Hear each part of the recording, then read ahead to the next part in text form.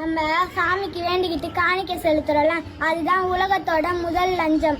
அதையே அவர் பெற்றுக்கிட்டு நம்மளோட காணிக்கை நிறைவேற்றாம போறாருல, அதுதான் முதல் ஊழல். இது உங்களுக்கு பிடிச்சிருந்தா மறக்காம ஃபாலோ பண்ணிக்கோங்க.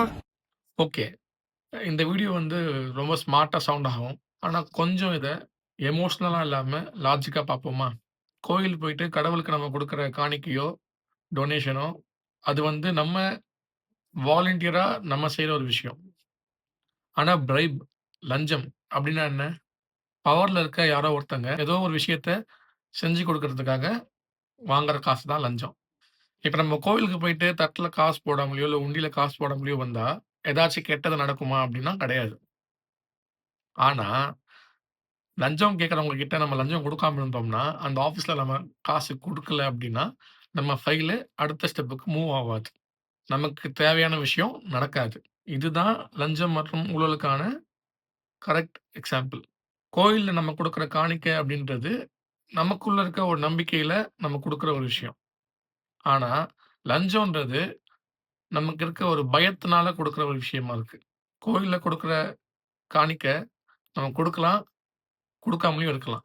ஆனா லஞ்சம் நம்ம குடுத்தாகணுன்ற ஒரு கட்டத்துக்கு தள்ளப்படுறோம். ஆக இது 2ம் ஒண்ணு கிடையாது.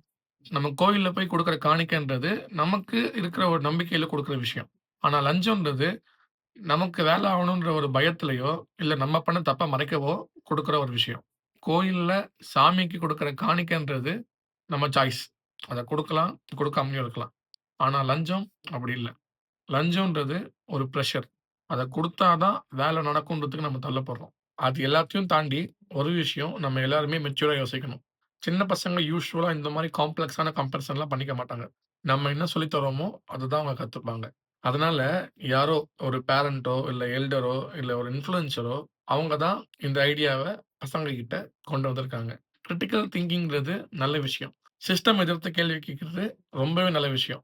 ஆனா, நம்ம ஐடியாலஜிய குழந்தைங்க மூலியமா திணிக்கிறது ஹெல்த்தி கிடையாது.